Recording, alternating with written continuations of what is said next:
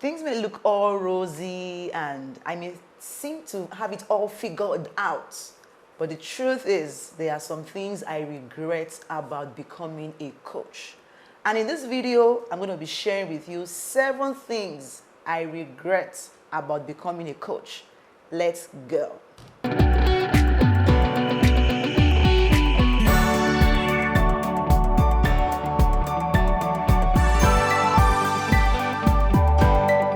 Hi, my name is Temi Ajibewa. Welcome to my channel, and today I'm going to be sharing with you 7 things I regret about becoming a coach. Yes, you see, lots of us coaches looking all figured out, looking like we have everything together, but trust me, I don't. And there's some things I regret about becoming a coach, and today I want to share with you 7 of those things. The first one, are you ready? Is not getting started earlier. Oh my goodness. If I had $1 for every time I thought about going into coaching and coming out of coaching, I should be a millionaire by now, because I so thought about it. I kept thinking, I kept imagining, I kept thinking of what people would say if I was good enough. I dabbled in, out severally before finally taking the plunge to go all in. And today I wish I had gone all in earlier. So that's my very first mistake. My second mistake is letting others' criticisms to hold me back. So yes, when I was growing up, I was not this easily fluent and, all rosy child growing up. I had lots of issues. I had friends, I had enemies, loads of them, from school. And so when I began my thought leadership movement, I had a number of people who were critical about me and like, Temi, you, coach, you. Even yourself, you need coach. I got lots of those things, and I'll see comments on my post and I'll just start crying, like, what is this? And so for a long time, I fed myself with those negative vibes, and it held me back even more. So I would find myself mustering up all my energy, come out there, and then the next moment, I'm back in. When someone from some time ago comments, and they may say something like, are you sure? Are you sure? Are you sure? And those things just knock me off. So allowing other people's negative feedback, criticisms, to hold me back was a major regret I have today as a coach, because people always have opinions. Honestly, everybody would have opinions. So you need to choose your poison, your opinion or theirs. I pray you to please choose yours, okay? The third regret I have about becoming a coach is letting the fear of being seen as a fraud to hold me back. So here I was trying to coach other people how to launch their businesses, how to grow, how to scale, while I was still struggling, not really struggling, but in my mind, yet to do the numbers I was expecting, or I had as goals, right? So I see lots of new coaches because they want to coach other people how to launch their businesses, and their own business is still not picking up. They feel held back. They feel like a fraud. That imposter syndrome comes upon them, and they forget that they have at least succeeded to a certain level, that they have some measure of success, enough for them to help the other person get started. So yes, you're not where you want to be, but my goodness, you are far from where lots of other people are. So yes, you may have the goal to hit 100,000, and now you're currently doing 10,000. Do you know that there are thousands of people who are yet to even hit their first 100? Those are your guys. Those are the ones you want to focus on. So for the longest time, I was like, so who am I to begin to coach coaches how to grow their coaching business or how to launch when I was in launch stage? Then again, I had this thing, oh my goodness, about Why should I be the coach's coach when there are other coaches who are my coaches, who are my seniora, in the industry, yet to even coach other people? Who am I to begin to coach coaches? And this one held me back the most, I think, for the longest time, when I was trying to niche down into being a business coach for coaches. And it was unnecessary, because these other coaches actually, they had their own niches. They were doing okay with their own ideal clients. And no one was really fending or taking care of new coaches. And when I stepped in, I dominated. I took my space. And no one till today has ever asked me or ever accosted me for daring to be the coach of coaches. So all that fear was just unfounded. I hope you've been liberated. All right, now, so the fourth regret I have about becoming a coach was trying to be a coach to everyone. So I was trying to help everyone. I was doing this El Shaddai, I can help everybody. But trust me, it was a huge mistake. I regret not niching down earlier. I remember my friend told me then in 2014, Temi, calm down, niche down, be known for something. Who are you trying to really help? Be known for this. I was like, no, I'm business coach for every business, for this, for that.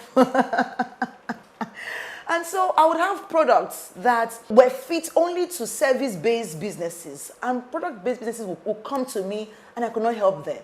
And I have this sense of regret that, oh my goodness, Temi, you can't help this person. So we would end up having strained relationship. I and the client. And so I realized that if I stayed together and pulled my energy towards one category of person, or of people rather, I will do better. So trying to be everything to everyone was a huge mistake, and I regret it. I wish I had drilled down earlier, drilled down faster.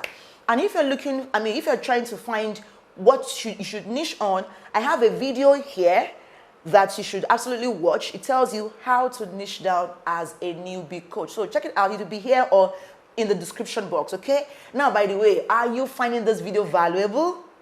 I hope so. If yes, hit the like button and of course, subscribe to my channel for amazing videos like this. The number 5 regrets I have about becoming a coach is trying to be nice.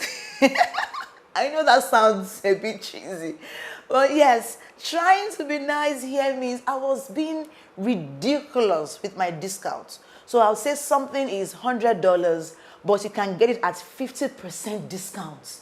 I didn't know I was even, pushing away my ideal client because the discount was too ridiculous. And it wasn't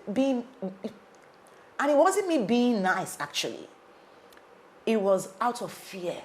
So I'll put the price, right, on the product, and I'll think that this is the value. But again, I'll be afraid, too afraid to stick to that. And so I will say, early bird discount, get 70% off. As you can imagine, I was hurting myself. I wish I had just stayed on my fees. Because the moment I stood my ground and said, these are my fees, guess what? People began to pay. Like, I would go, oh my goodness, my first $1,000 clients. Oh my goodness, my first $3,000 clients. It was amazing for me. So I regret not sticking to my fees earlier. I regret not sitting into my awesomeness and accepting that I was great at what I do. Honestly, if I think about the ridiculosity of the discounts I used to give, I can almost start crying. All right, now let's move on to the easier one. My number 6 regrets, and this was a huge one for me because the moment I moved things got, and it was not creating my signature coaching program. early enough. So I see lots of new coaches, they're trying to monetize quickly. And they start going for low-hanging fruits very quickly out of desperation. And so they write books. They run webinars. They are doing this, doing that, easy stuff. I call them easy because as a coach, your primary task, your primary reason for doing what you do should be to help your clients achieve transformation. So if you're not creating a transformational program, how can you transform your clients? Think about it. How can you call yourself a coach if you don't have a coaching program? Doesn't sound reasonable, does it? No, it doesn't. So you really want to be still and create your signature coaching program. And I have a video on this, on how to design your signature coaching program. You don't have to record all your videos at once. No, you don't. You just need to design the journey from where your clients are to where they want to be. And you let your program be the bridge that takes them there. So I spent time writing books, holding workshops, webinars. I was the queen of webinars. Every month I had something I was teaching for like $10 or something. And yes, the numbers came, but the quality wasn't as much. I could not boast of one client I had helped to achieve real transformation. So I regret not creating a signature transformational coaching program from the very beginning. I spent too much time on the low-hanging fruits, trying to just make ends meet too quickly without paying attention to my core responsibility as a coach, which is to offer transformation, to help people become better, move them from point A to point B. I hope you will take your time to design your own program. And like I said, if you need help, feel free to use the link below this video to watch my free tutorial on how to design your signature coaching program. Now, number 7.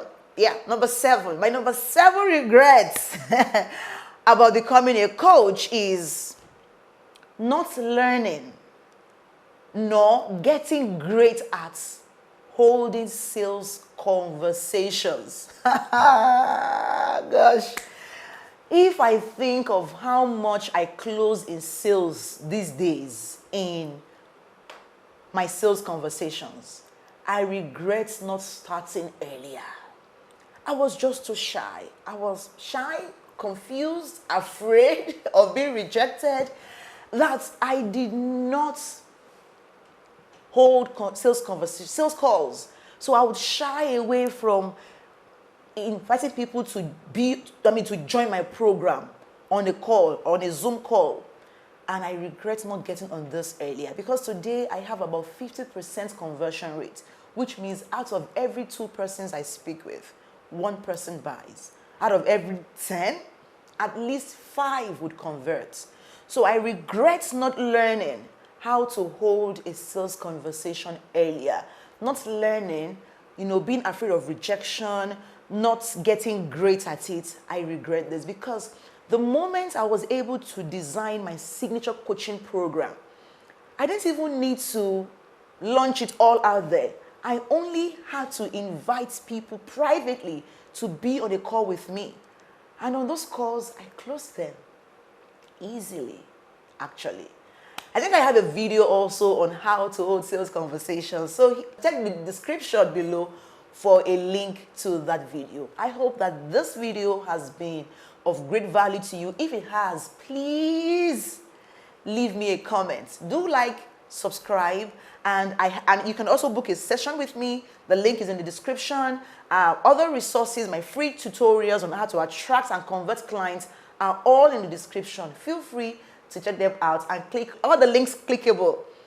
I look forward to seeing you again on this channel, same time next week. Bye for now.